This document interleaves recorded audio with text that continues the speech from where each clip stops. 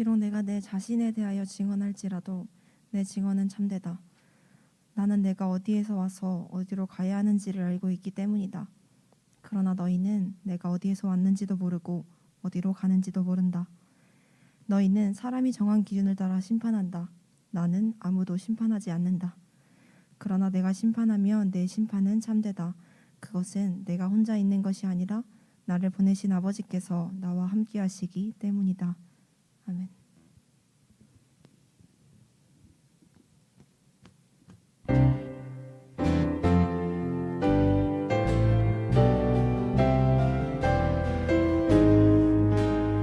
우리 일어나서 함께 찬양할까요? 내 맘을 열어 주께 나가네. 두 손을 들고 주를 높이네. 내 모든 소망 주께 있으니 오직 주만 바라며 예배합니다. 내 맘을 열어 주께 나가네. 두 손을 들고 주를 높이네. 내 모든 소망 주께 있으니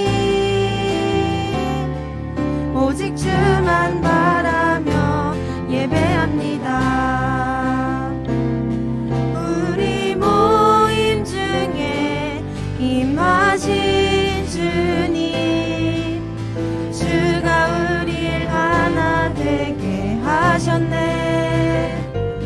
우리 찬양 중에 거하신 주님, 우리 하나 되어 찬양 드리네. 내 맘을 열어 주께 나가네. 두 손을 들고 주를 높이네. 내 모든 소망 주께 있으니 오직 주만 바라며 예배합니다. 한 번 더 찬양할까요? 내 맘을 열어. 내 맘을 열어 주께 나가네. 두 손을 들고 주를 높이네. 내 모든 소망 주께 있으니 오직 주만 바라며 예배합니다. 우리 모임 중에 임하신 주님, 주가 우리를 하나 되게 하셨네. 우리 찬양 중에 거하신 주님, 우리 하나 되어 찬양 드리네. 모임 중에 임하신 주님, 우리 하나 하셨네. 우리 찬양 중에 거하신 주님, 우리 하나 되어 찬양 드리네. 내 맘을 열어 주께 나가네. 두 손을 들고 주를 높이네. 내 모든 소망 주께 있으니 오직 주만 바라며 예배합니다.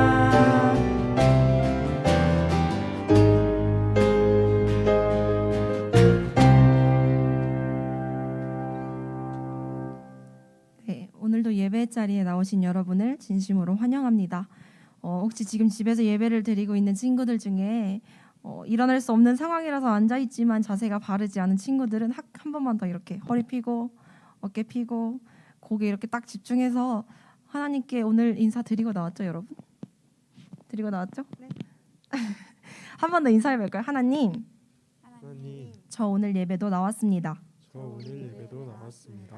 우리 가운데 함께하여 주시고 우리 가운데 함께하여 주시고 우리의 예배를 받아주세요. 우리 예배를 받아주세요. 이 마음이 예배 가운데 끝까지 여러분의 마음과 함께했으면 좋겠습니다. 우리 함께 깊어진 삶을 주께 찬양하겠습니다.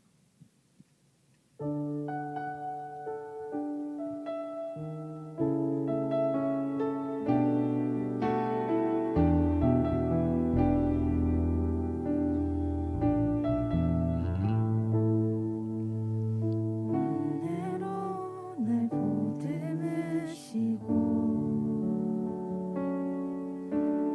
사랑으로 품어주셔도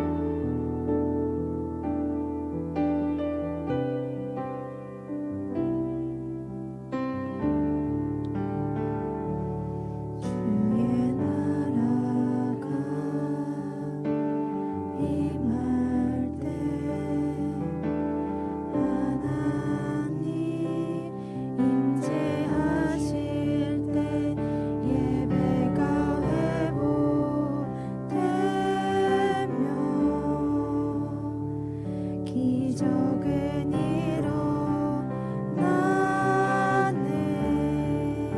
전능하신 주 영원하신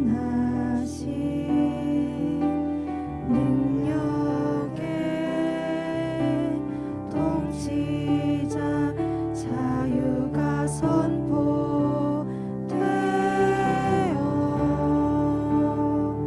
주 백성 돌아오네.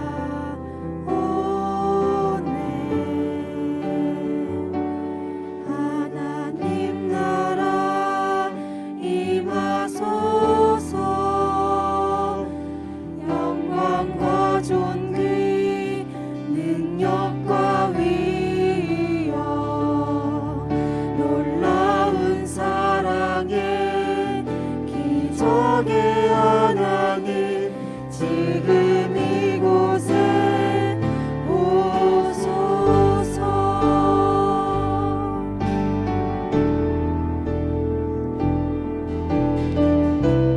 이 찬양의 고백이 지금 이 시간 우리의 선포가 되었으면 좋겠습니다. 주의 나라가 임할 때, 하나님 임재하실 때, 하나님 임재하실 때 예배가 회복되며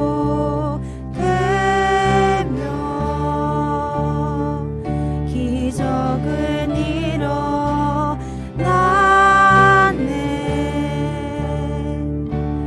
전능하신 주 영원하신 능력의 통치자 자유가 선포되어 주 백성 돌아오네.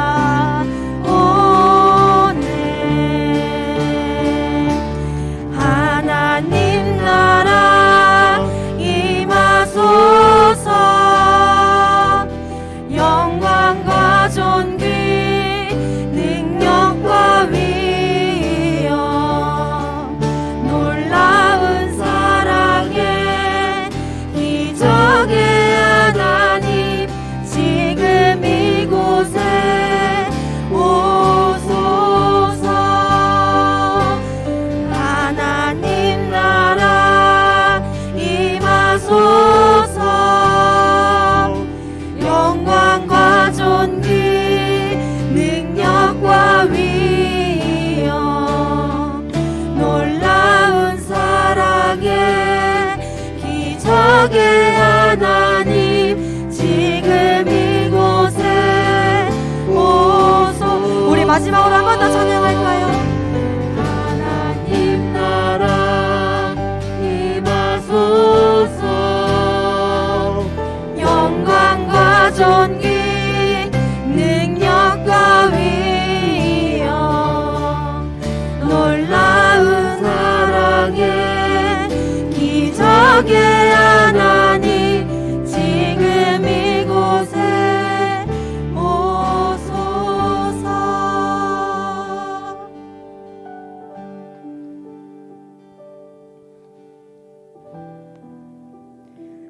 여러분, 우리가 찬양할 때 무심코 들고 기도할 때 무심코 드는 그 손동작의 의미를 혹시 알고 계신가요? 손바닥을 내 쪽으로 향했을 때는 하나님 내 얘기를 들어주세요. 하나님 내가 하나님한테 얘기하고 있으니 나와 함께 해주세요 라는 뜻이래요. 근데 손바닥을 뒤로 해서 하늘을 향해서 손바닥을 펼치면 나의 전부 되신 하나님, 내가 하나님께 나를 바치겠습니다 라는 뜻이 된다고 합니다. 여러분의 손의 방향은, 오늘 예배의 방향은 그 어느 쪽이 되어도 상관없습니다. 내 얘기를 들어달라고 기도해도 좋고 하나님 나를 하나님께 바치겠습니다 라고 기도해도 좋아요. 다만 오늘 찬양에서 고백했던 것처럼 예배가 회복되지 않으면 내가 회복되지 않고, 내가 회복되지 않으면 내가 있는 상황들이 회복되지 않기 때문에 세상이 회복될 수 없습니다. 예배 회복이 가장 중요하고 가장 먼저 일어나야 하는데, 혹시 여러분은 내 마음의 회복만 기도하고 있지는 않았는지 한번 생각해 봤으면 좋겠습니다. 오늘 그렇게 기도할 거예요. 하나님, 내가 예배 가운데 예배를 회복시키겠사오니 나를 회복시켜 주시고, 예배를 회복시키겠으니 내 삶을 회복시켜 주세요. 놀라운 사랑의 하나님이라고 여러분 함께 고백했습니다. 이 땅에 오셔달라고 함께 간절히 찬양하고 또 찬양했습니다. 그 예배의 마음을 함께 잊지 않고 나아갔으면 좋겠어요. 우리 예배의 회복, 나의 회복, 그리고 내가 있는 상황과 이 땅의 회복이 함께 일어났으면 좋겠다고 이 시간 함께 기도했으면 좋겠습니다. 우리 함께 기도하겠습니다. 사랑의 하나님, 감사합니다. 이 시간 우리 예배 가운데 하나님께 나를 드려도, 내가 하나님께 내 얘기를 들어달라고 해도 하나님 그 어느 쪽도 편애하지 않으시고 들어주실 분이라는 걸 내가 너무 잘 알고 있습니다. 사랑의 하나님, 주님 이 땅에 와서 회복시켜달라고 함께 예배했습니다. 함께 예배하고자 합니다. 주님 아버지 하나님, 우리와 함께하여 주시고 그 예배 가운데 하나님의 온전한 사랑을 붙들며 나아갈 수 있도록 주님 아버지 하나님 함께하여 주시옵소서.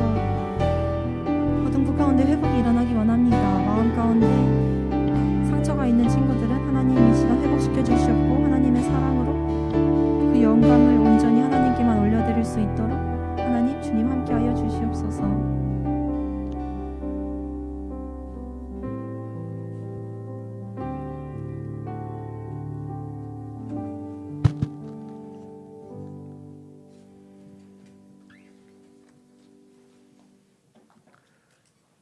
다 같이 경건한 마음으로 예배드리도록 하겠습니다. 오직 여호와는 그 성전에 계시니 온 땅은 그 앞에서 잠잠할지니라 하시니라. 하나님은 영이시니 예배하는 자가 영과 진리로 예배할지니라. 아멘.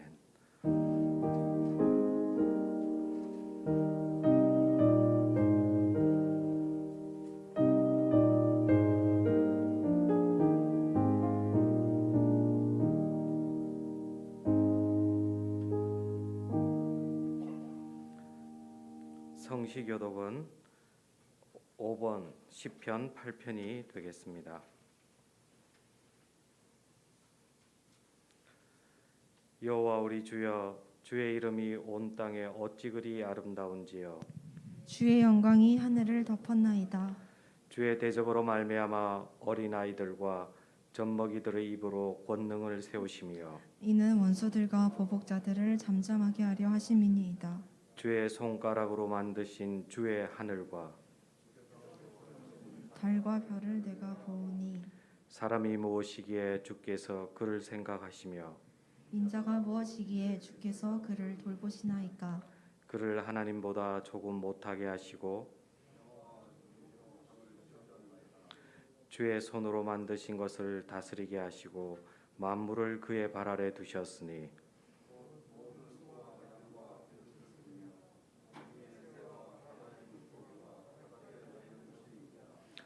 여호와 우리 주여, 주의 이름이 온 땅에 어찌 그리 아름다운지요. 사도신경으로 신앙 고백하도록 하겠습니다. 나는 전능하신 아버지 하나님, 천지의 창조주를 믿습니다. 나는 그의 유일하신 아들 우리 주 예수 그리스도를 믿습니다.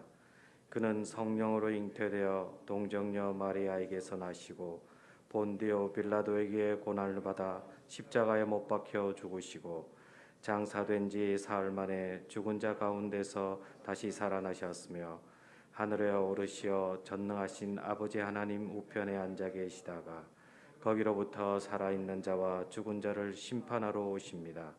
나는 성령을 믿으며 거룩한 공교회와 성도의 교제와 죄를 용서받는 것과 몸의 부활과 영생을 믿습니다.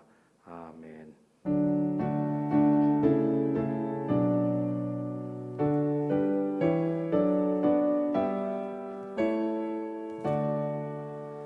목소리 높여서 주 찬양하여라. 영광과 권세와 존귀와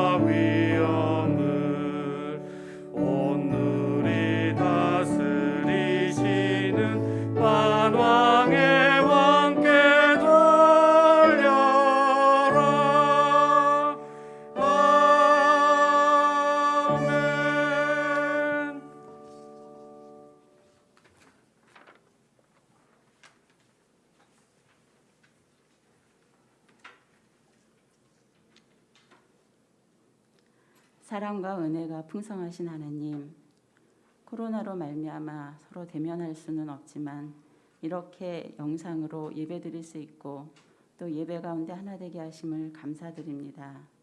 늘 말씀대로 사랑하며 살려고 다짐했지만 지난 한 주 하나님을 얼마나 사랑했는지, 특히 요즘 집안에서의 머무름이 많아지면서 함께하는 가족에게 따뜻한 말보다 불평과 짜증을 내지 않았는지 돌아보니 참으로 부끄럽습니다.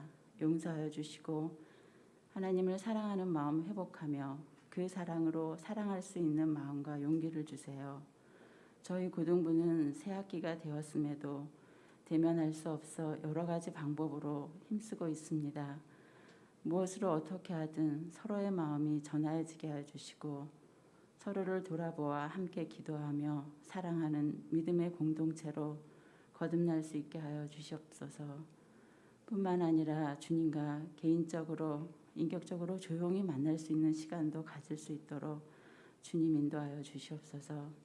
우리의 상황이 어떤 가운데 처하여질지라도 우리는 날마다 하나님이 어떤 분인지 알아가며 어디에서든지 하나님의 자녀임을 잊지 않고 주님과 동행하며 자녀로서 지혜롭게 생활하고 늘 감사가 넘쳐나는 우리가 될 수 있도록 주님 인도하여 주시옵소서.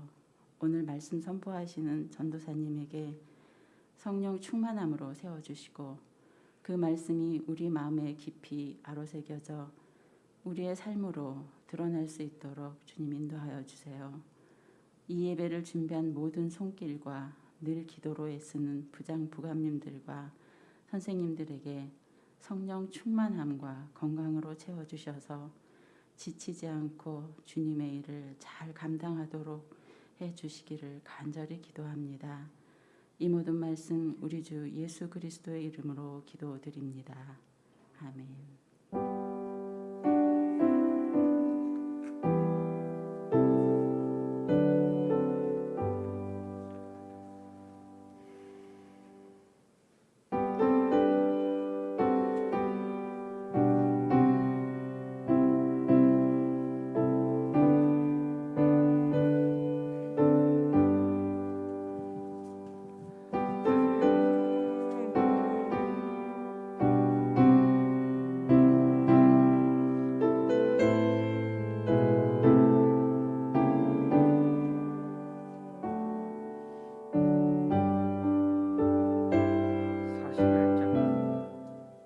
41장 찬송하시겠습니다.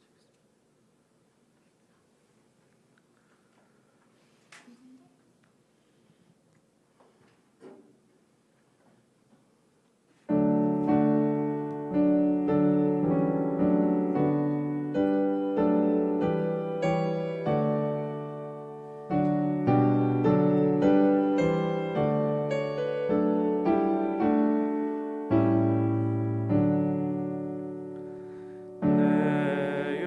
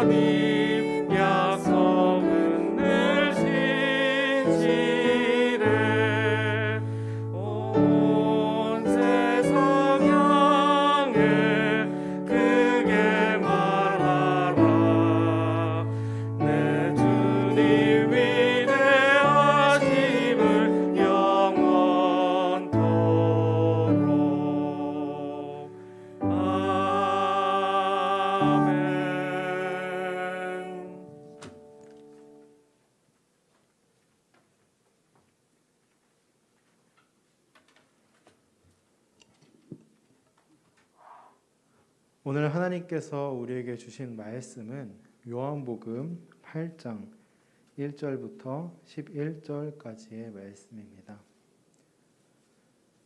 요한복음 8장 1절부터 11절까지의 말씀입니다.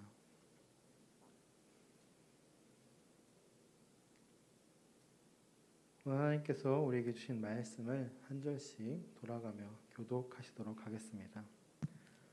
예수는 감람산으로 가시니라. 다시 성전으로 들어오시니 백성이 다 나오는지라 앉으사 그들을 가르치시더니 서기관들과 바리새인들이 음행 중에 잡힌 여자를 끌고 와서 가운데 세우고 예수께 말하되 선생이여 이 여자가 간음하다가 현장에서 잡혔나이다.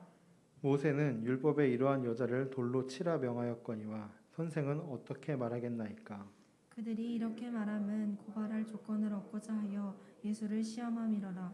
예수께서 몸을 굽히사 손가락으로 땅에 쓰시니 그들이 묻기를 마지 아니하는지라. 이에 일어나 이르시되 너희 중에 죄 없는 자가 먼저 돌로 치라 하시고 다시 몸을 굽혀 손가락으로 땅에 쓰시니 그들이 이 말씀을 듣고 양심의 가책을 느껴 어른으로 시작하여 젊은이까지 하나씩 하나씩 나가고 오직 예수와 그 가운데 섰는 여자만 남았더라. 예수께서 일어나사 여자 외에 아무도 없는 것을 보시고 이르시되 여자여 너를 고발하던 그들이 어디 있느냐 너를 정죄한 자가 없느냐. 함께 읽겠습니다. 대답하되 주여 없나이다. 예수께서 이르시되 나도 너를 정죄하지 아니하노니 가서 다시는 죄를 범하지 말라 하시니라. 아멘.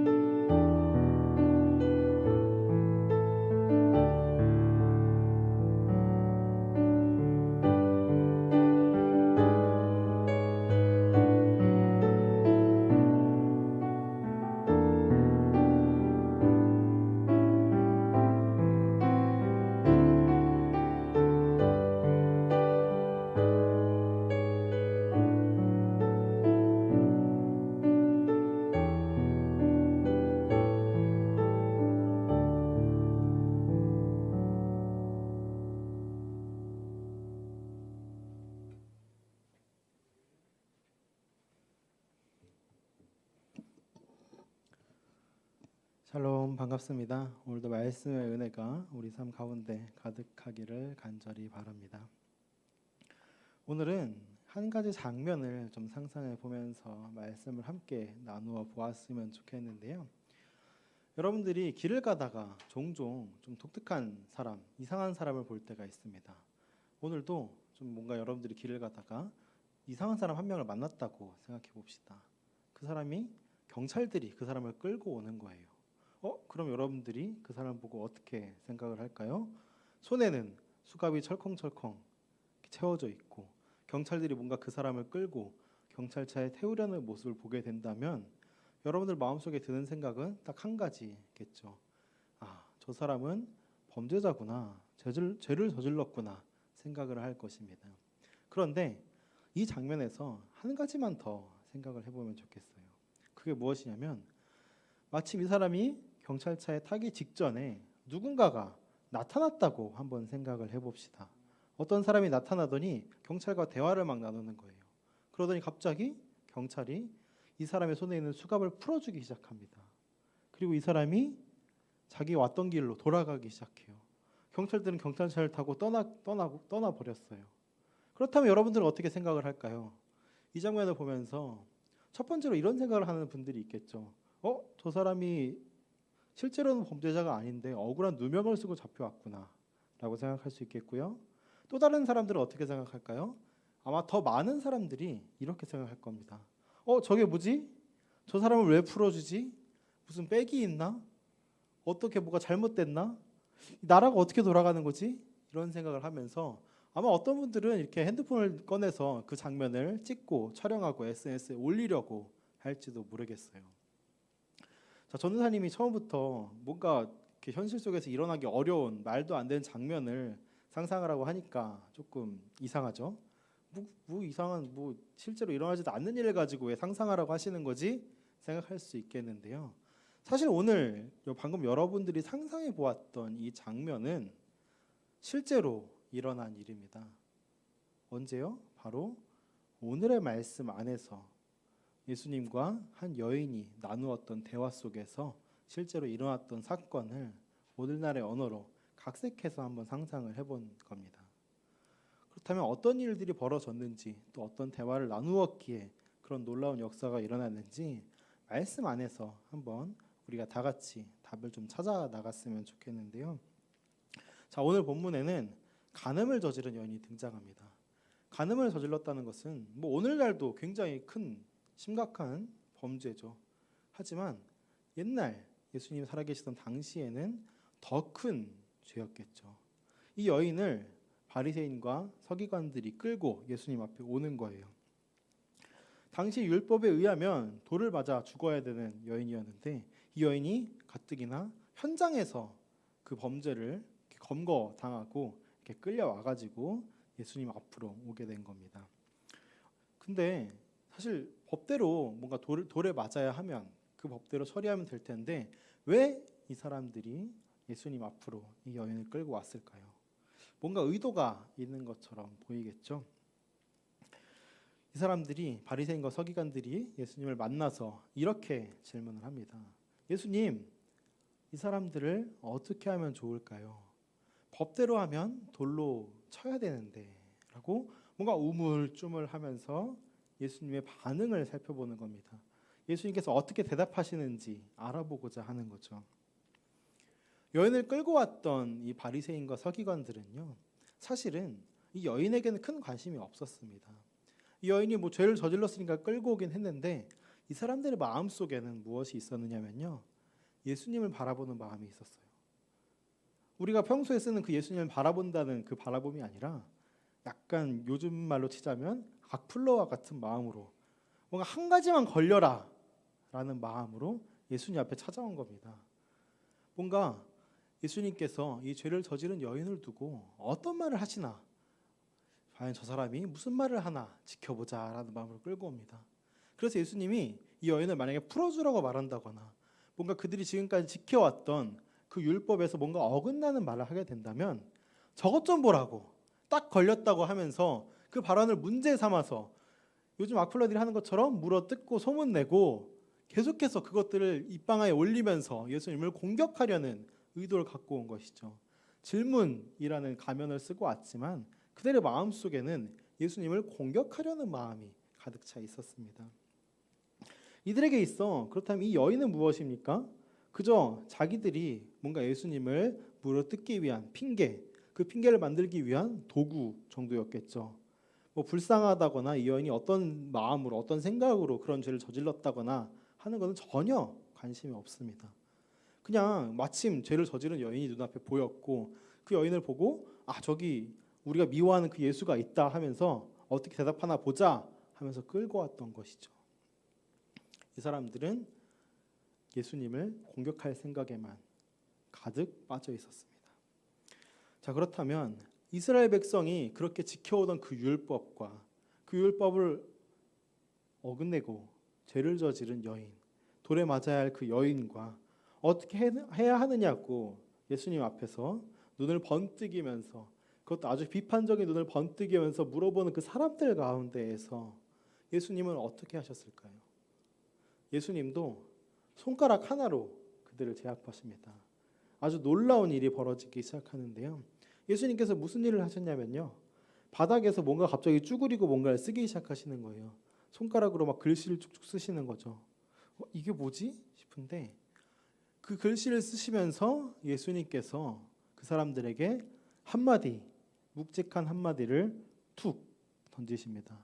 그 한마디가 무엇이냐 하니까 너희 중에 죄 없는 자가 먼저 돌로 치라 라고 이야기를 하셨어요. 한번 쳐보라 이거죠. 너희들이 그렇게 당당하다면, 너희들이 그렇게 마음속에 있는 이 모든 죄를 외면할 수 있다면 한번 쳐봐라 라고 말씀하시는 겁니다. 굉장히 침묵이 느껴졌겠죠. 어색했겠죠. 그런 가운데 예수님께서는 계속해서 땅바닥에 뭔가를 쓰기 시작하고 계세요.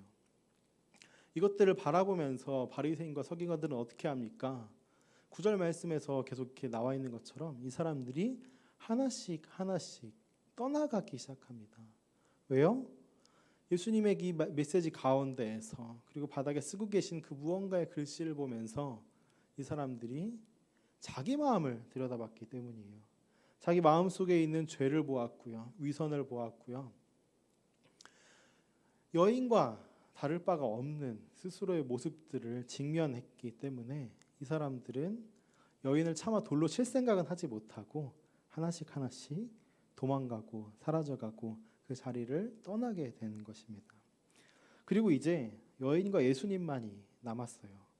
이 남은 가운데 예수님께서 여인에게 이제 질문하기 시작하죠.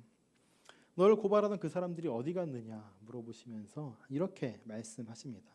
11절 말씀인데요, 한번 다 함께 소리내어서 읽어보았으면 좋겠습니다. 시작. 대답하되 주여 없나이다. 예수께서 이르시되 나도 너를 정죄하지 아니하노니 가서 다시는 죄를 범하지 말라 하시니라. 아멘. 예수님께서 내려놓으신 답은 무엇이었습니까? 바리새인과 서기관들에게는 죄 없는 자가 돌로 치라고 말씀하시면서, 그리고 바닥에 담긴 그 글씨를 통하여서 그들의 마음속에 있는 죄를 드러내 보이셨습니다. 하지만 반대로 여인에게는 어떻게 하셨습니까? 내가 너를 정죄하지 않겠다고, 너도 죄를 범하지 말라고 회개와 용서를 선포하고 계십니다. 그런데 이 말씀을 읽으면서 여러분들이 한 가지 궁금증을 가지게 될지도 모르겠어요. 그 질문이 무엇이냐? 그렇게 되면 예수님이 간음을 그렇게 죄가 아니라고 인정하신 건가? 어떻게 된 거지? 예수님께서 그냥 용납해 주신 건가? 라고 생각하실 수 있겠는데 그게 아닙니다. 예수님께서는 죄를 외면하신다거나 죄를 무작정 덮고 넘어가시는 분은 분명히 아니십니다. 바리새인들이 그 스스로의 마음속에 있는 죄를 직면하게 하신 것처럼 예수님께서는 죄를 분명히 알고 계시는 분이에요. 그렇다면 바리새인들과 이 여인에게 내려주었던 예수님의 해답이 다른 것처럼 예수님께서는 왜 이 여인에게 너를 정죄하지 않겠다고, 너를 용서해 주겠다고, 다시는 죄를 저지르지 말라고 선포하시는 걸까요? 그것은 바로 예수님께서 이 여인의 마음에 공감하셨기 때문입니다. 공감이란 무엇인가요? 마음의 벽을 뭔가 허물고 진정으로 다가가서 사람과 사람이 만날 때, 마음과 마음이 만날 때 우리는 공감한다라고 보통 이야기를 하죠. 분명 여인은 죄인입니다. 그 사실만큼은 변하지 않아요. 여인이 간음했던 사실과 그 이전까지 저질렀던 그 죄는 누구도 지울 수가 없습니다. 분명한 사실입니다. 그러나 예수님께서는 그 끌려온 여인 가운데에서 무엇을 보셨냐면요. 그 여인의 마음속에 있던 공포심을 보셨고요. 죄책감을 보셨고요. 그 두려워하는 마음과 어떻게 해야 하지 하는 마음과 뭔가 죄를 저지르고 후회하는 마음을 아마 보셨을 겁니다. 이 복잡하고도 한마디로 설명할 수 없는 그 마음속을 보셨기 때문에 예수님께서는 그 여인에게 다가가셔서 그 마음에 공감하여 주시고 그 다음 회개의 메시지를 선포하기 시작한 겁니다. 예수님께서 여인에게 공감하심으로써 모든 것이 다시 시작됩니다. 예수님께서 여인에게 회개와 새로운 출발을 선포하셨죠. 죄를 저질렀던 그 여인의 삶에 회복을 선포하기 시작하시는 겁니다. 다시는 죄를 범하지 말라고, 너가 이전까지 살아왔던 그 모든 죄를 하나님 앞에서 회개하라고 선포하시는 거예요. 이전의 죄에 발목 잡히지 말고, 이전의 죄로 돌아가지 말고 완전히 새로운 삶을 살아가라고, 회복의 삶을 살아가라고, 회개의 삶을 살아가라고 예수님께서 여인에게 말씀하고 계시는 것이죠. 여인의 마음에 공감하지 못했던 그 바리새인들의 반응은 어떠했습니까? 그저 여인을 자기들에게 필요한 가십거리, 도구 이런 것들로 바라보았고요. 여인의 마음과 상태와 상황에 아무런 관심이 없었고요. 그저 자신들의 마음속에 있는 죄조차 바라보지 못한 채 예수님을 공격하려는 마음으로, 자신들의 의를 이루기 위한 마음으로 여인들을 이용했을 뿐입니다. 그러나 예수님께서는 자신을 먼저 바라보신 것이 아니라 여인을 먼저 바라보시고 그 여인이 어떤 마음인지 살피시고 그 여인의 삶을 살피시고 그 여인에게 필요한 회개와 회복과 새로운 출발을 선포하여 주시는 겁니다. 예수님께서 마치 이렇게 말씀하시는 거예요. 내가 너를 안다. 너에게 공감한다. 너의 마음속에 있는 그 모든 어려움들을 내가 다 들어줄게. 그리고 이제 내가 너에게 새로운 기회를 줄게. 새로운 삶을 열어줄게. 너가 이제 다시 한번 하나님 앞에 돌아오고 죄를 짓지 않고 회복의 삶을 살아가지 않겠니? 라고 말씀하시는 거죠.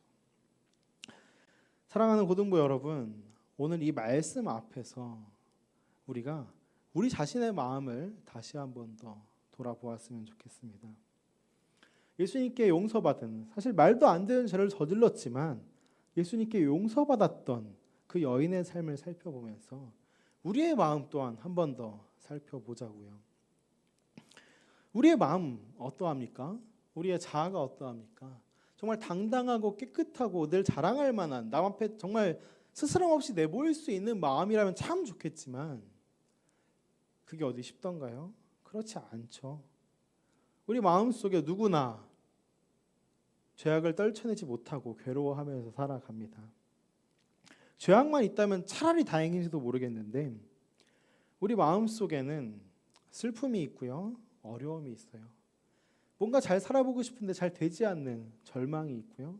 또 누군가를 향한, 세상을 향한 분노가 있을지도 모르겠습니다.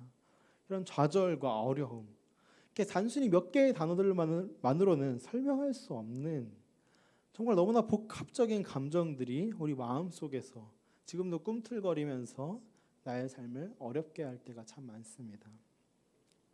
뭔가 이 모든 것들을 이겨내고 잘 살아보고 싶은데, 정말 기운내서 살아보고 싶은데 잘 되지 않죠. 어떻게 해야 할지도 잘 모르겠고 막막하고 답이 없어 보일 때가 더 많을 겁니다. 예수님께서 우리의 이 모든 마음을 아시는 분입니다. 예수님께서 우리의 이 복잡한 마음에 공감해 주시는 분입니다. 오늘 말씀 속에서 이 여인의 이야기를 보면서 우리는 우리 스스로의 마음을 보면서 우리 스스로의 마음이 예수님께 공감받을 수 있다는 그 믿음을 가지고 예수님을 다시 한번 더 바라보아야 한다는 거죠. 예수님께서 우리 마음에 공감하여 주실 때, 우리 마음속에 찾아오실 때, 우리 마음속에 있는 모든 것들을 예수님께서 알고 품어주시고 회복과 회개와 새로운 출발을 선포하여 주실 때 우리 삶이 바뀌기 시작합니다. 예수님께서는 우리가 정말 어찌할 수 없는 그 죄의 문제에서는 우리가 회개할 수 있도록 길을 열어주시는 분이고요. 우리의 슬픔과 그 어려움 앞에서는 이 모든 것들을 이겨낼 수 있도록 힘을 주시는 분이고요.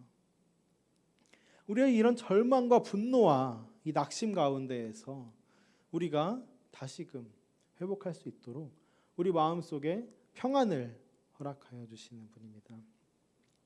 여러분, 오늘 한번 우리 마음을 정말 잘 아시는 예수님께, 우리가 정말 입으로 소리내어 말하지 않더라도 나의 모든 것들을 알아주시는 예수님께 다시 한번 더 돌아가면서 나의 마음을 한번 털어놓아 보았으면 좋겠습니다. 정말 한마디라도 좋고요, 마음의 소리로 예수님께 올려드려도 좋고요, 다 좋습니다. 중요한 것은 여러분들이 정말 이 세상 그 누구도 공감해 줄 수 없는 이 모든 어려움들을 예수님께서 공감해 주신다는 믿음을 가지고 예수님께 이러한 것들을 털어놓아야 한다는 겁니다. 그리고 예수님께서 우리 마음에 공감해 주신다는 그 확신이 있다면 여기서 한 발자국 더 나아가서요, 우리 또한 예수님의 마음에 공감해 보기로 한번 결단해 봅시다. 예수님께서 우리 마음에 공감해 주실 때, 그리고 우리가 예수님의 마음에 공감할 때 예수님께서 우리에게 어떻게 말씀하시는지, 성령 하나님께서 우리를 어떻게 감동시켜 주시는지, 우리를 향한 하나님의 뜻은 무엇인지 공감하면서 나아갈 때예요, 우리 삶의 회복이 시작됩니다.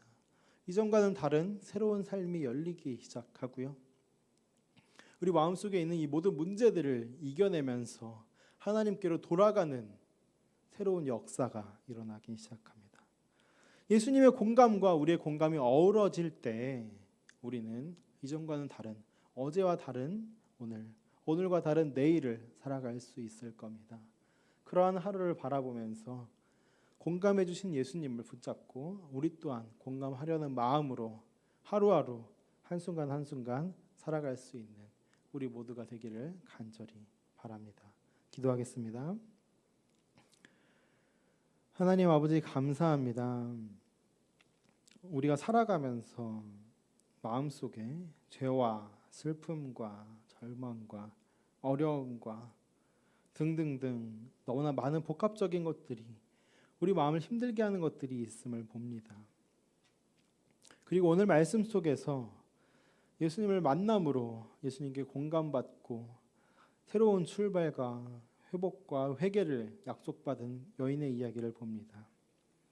우리가 이 말씀 앞에서 하나님 앞에 나아갈 때 바리새인들이나 서기관처럼 나를 직면하지 못하고 예수님을 바라보지 못하고 살아가는 것이 아니라 나를 공감해 주시는 예수님을 바라보면서 여인처럼 예수님 앞에 엎드리면서 우리 또한 예수님에게 공감하면서 새롭게 살아가고 회복된 삶을 살아가고 하나님께 돌아가는 그 회개의 삶을 살기로 결단해 봅니다.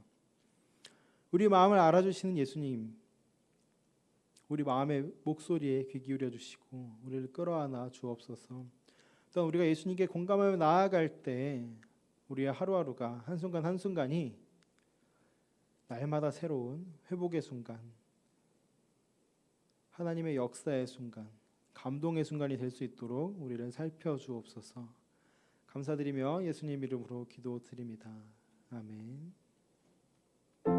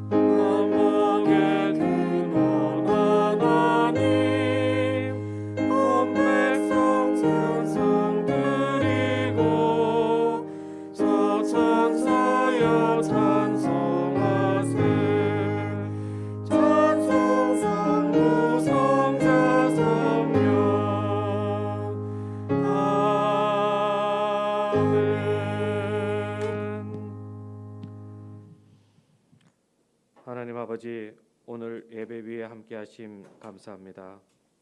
우리 같은 죄인에게 공감해 주시고 이로 인해 우리가 회복되게 하심 감사합니다.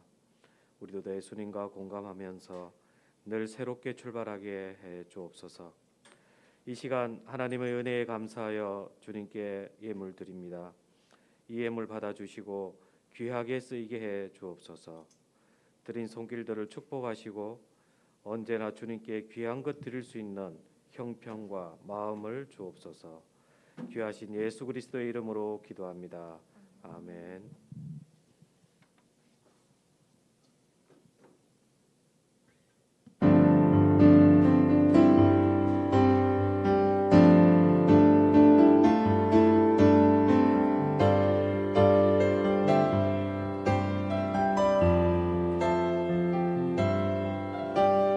길 따르라 의의 길 세계 만민이 의의 길 이 길 따라서 살 길을 온 세계에 전하세 만 백성이 나갈 길 모든 밤 지나 서동 든다 하나님 보아라 저기 주 예수의 나라 이 땅에 곧 우리에 오겠네 주 예수 따르라 승리의 주 세계 만민이 돌아가 길과 진리요 참 생명 내 장검을 부수고 다 따르라 화평화 모든 밤 지나 서동 뜬다 하나님 보아라 저기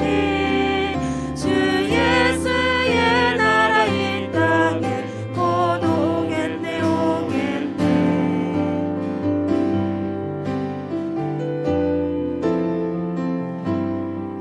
고난길에 치고 찾아온 길 많은 백성을 구한 길 모두 나와서 이더라 온 세상이 마침내 이 진리에 살겠네 모든 밤 지나 서동 뜬다 하나님 보아라 저기 주 예수의 나라 이 땅에 곧 오겠네 오겠네 모든 밤 지나 서동 뜬다 하나님 보아라 저기 주 예수의 나라 이 땅에 곧 오겠네 오겠네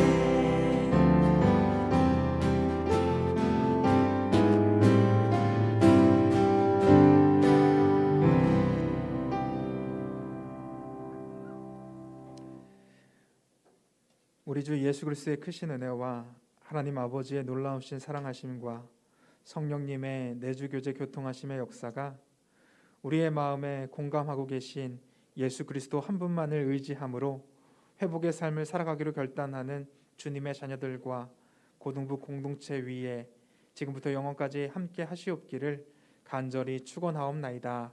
아멘.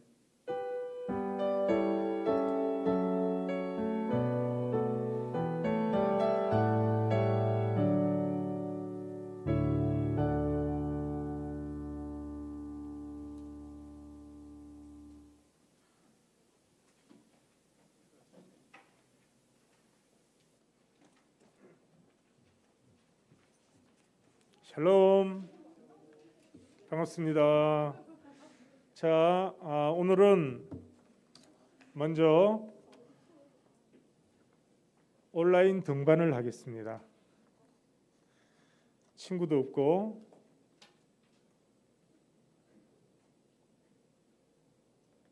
이수영 선생님, 네, 새 친구 등반입니다. 2학년 김지수 학생이고요. 등반할 바는 10등대 이은미 선생님 반으로 등반합니다. 자, 우리 모두 함께 등반의 축하의 박수를 보내겠습니다. 자, 전사님 오셔서 등반 축하 기도 부탁드리겠습니다.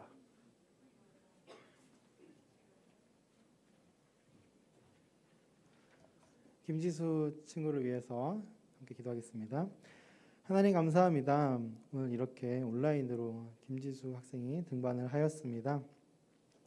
코로나로 이 비대면 가운데 어려운 상황에서도 믿음을 지킨 이 친구의 믿음을 주님 살펴보아 주시고 또 등반하여서 더욱더 등대와 함께 또 선생님과 함께 더욱더 즐거운 고등부 생활 이어나갈 수 있도록 인도하여 주옵소서.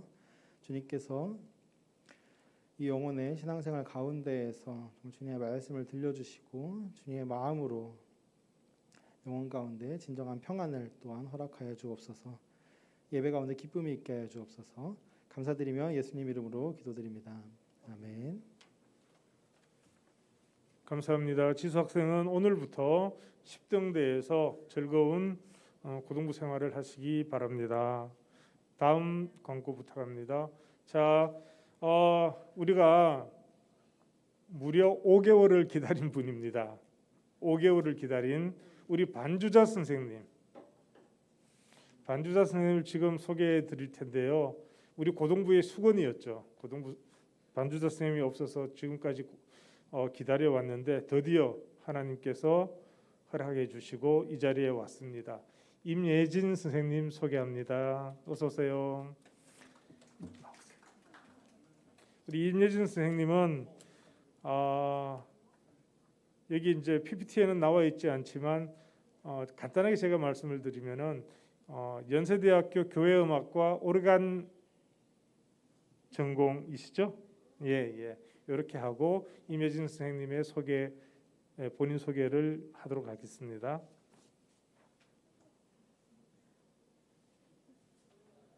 안녕하세요. 이번에 새로 반주자로 온 임예진입니다. 앞으로 잘 부탁드립니다. 감사합니다. 이제 우리 고등부가 다시 몇 년 만인지 모르겠지만 오르간 소리를 오르간이라고 해야 되나요? 오르간 소리를 이제 듣게 되었습니다. 감사합니다. 자, 다음 광고. 자, 장학금 신청을 지금 받고 있죠. 지금 이게 교회 나오지 못하는 환경이라서 장학금 신청서 제출과 관련해서 문의가 많은데 이 부분은 이제 담임 선생님과 잘 상의를 하셔서 이제 한 주 남았습니다. 1월 31일까지 꼭 신청해 주시고요. 나는 장학금 신청을 해도 되는지 모르겠다라고 하는 학생은 부모님과 잘 상의하시고 그리고 선생님과 상의해서 제 입장에서는 많은 학생들이 신청했으면 좋겠습니다. 우리 고등부가 많은 장학금들을 통해서 우리 고등부 학생들이 혜택을 받고 고등부 생활을 했으면 좋겠습니다. 많은 참여 부탁합니다. 자, 이제 상반기 입교 세례 신청이 있습니다. 신청 기한은 다음 달 2월 20일까지입니다. 2월 20일까지고요. 중요한 것은 신청 대상인데 교회 출석 1년 경과한 학생이고요. 그리고 2006년 4월 30일까지 출생한 자입니다. 다시 말하면 지금 우리 1학년 학생들이 2005년생들일 겁니다. 대부분 2005년생들이기 때문에 2005년 생인 1학년은 대부분 입교 세례 지원해도 지원 가능합니다. 그래서 많은 신청 바라고요. 교육일시는 4주 교육 후에 입교 세례식은 3월 21일 주일에 입교 세례식이 있을 예정입니다. 먼저 담임 선생님께 신청을 해주시고요. 그리고 난 뒤에 담임 선생님들은 우리 강희성 전도사님이나 저에게 신청 바랍니다. 신청한 것을 접수해 주시기를 부탁드리겠습니다. 다음. 자, 이제부터 우리 특히 1학년 학생들을 대상으로 우리 고등부에서 우리 고등부 주보를 보면 그 주보 광고의 이 아랫면을 보시면은 세문안 고등부에서 선교지 지원을 하고 있는 것을 알 수가 있습니다. 원래부터 두 곳을 하고 있는데 그 선교지를 안내해 드리도록 하겠습니다. 다음 먼저 최지혜 선교사입니다. 네팔에서 선교하고 있고요. 세문안 교회 파송 전문인 선교사입니다. 네팔에서 아동 사역과 지역 사회 개발 중심의 선교 활동을 하고 있습니다. 다음 보시다시피 이게 사진이 보이시죠? 어린이 사역하고 있는 모습인데요. 주일학교와 학교 지원 사역 그리고 나와 있지는 않지만 지역 사회 개발 사업을 하고 있습니다. 다음 두 번째 지원하는 단체인데요. 웰 인터내셔널입니다. 지역은 캄보디아와 방글라데시 지역이고요. 이 웰 인터내셔널은 모자원, 유치원, 지역사회 개발, 의료 선교 등을 활발하게 하고 있습니다. 다음 네, 지금 빈곤 아동 교육 사업과 관련된 사진을 보고 계십니다. 이렇게 다음 두 군데의 선교 지원 사업을 하고 있는데 지금 우리 2021년 올해부터 고등부가 여러분들에게 선교 봉헌 약정을 받으려고 합니다. 뭐 어떻게 써내는 것이 아니라 각자가 하나님과 약속하는 봉헌을 하겠다라고 하는 어떤 약정을 하는 여러분들이 되었으면 합니다. 월 1,000원 정도를 하는 건데요. 지금 우리 주보 광고가 있는 면 주보의 아래쪽을 보면 이번 주부터 위쪽은 봉헌 계좌, 일반 봉헌 계좌가 우체국 계좌가 있고요. 그 아래쪽은 고등부 선교 봉헌 계좌로 따로 이번 주부터 이제 계좌가 인쇄되었습니다. 이 계좌로 많이 하면 좋겠지만 뭐 그렇게 여러분들 또 이제 주머니 사정도 있고 하니까 여러분들이 월 1,000원 정도, 월 1,000원 정도 나는 선교 봉헌을 하겠다라고 하나님과 약속을 하시고 월 1,000원 정도의 선교 봉헌금을 이 선교 봉헌 계좌로 넣어 주시면 됩니다. 많은 또 그리고 등대 선생님들께서도 이 부분에 대해서 학생들과 얘기를 좀 나눠 주시고요. 많은 학생들이 참석할 수 있도록 격려 부탁드리겠습니다. 다음 광고 있나요? 네, 찬양대원 찬양팀은 모집하고 있습니다. 많이 모집되고 있나요? 네, 되고 있답니다. 자, 특히 1학년 학생 여러분, 곧 언제가 될지 모르겠지만 곧 대면 예배가 다가옵니다. 그때를 대비해서 미리미리 지원해 주세요. 다음, 자 예배 공과 출석 확인해 주시고요. 그리고 이번 주는 고린도후서 통독이 있습니다. 다음, 제가 늘 이제 사회적 거리두기를 통해서 코로나를 피해 다니라고 하는데요. 오늘은 좀 다른 얘기를 좀 하고 싶습니다. 세상과 그리스도인들은 코로나를 공동의 서거로 삼아서 그걸 대처하기 위해서 무엇보다도 지금의 그리스도인들은 세상과 연대를 좀 해야 됩니다. 근데 이제 코로나발 교회의 소식들이 많이 들려오고 있는데요. 교회가 세상과 연대하는 모습이 참 부족합니다.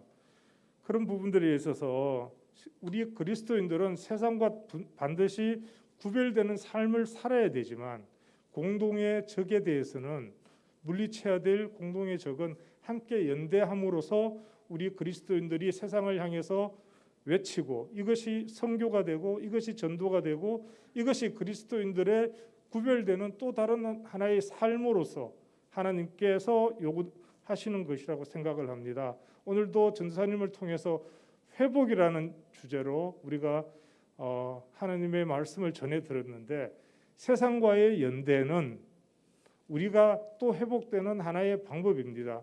우리의 대부분의 삶은 세상과 벗삼아서 살아갈 수밖에 없습니다.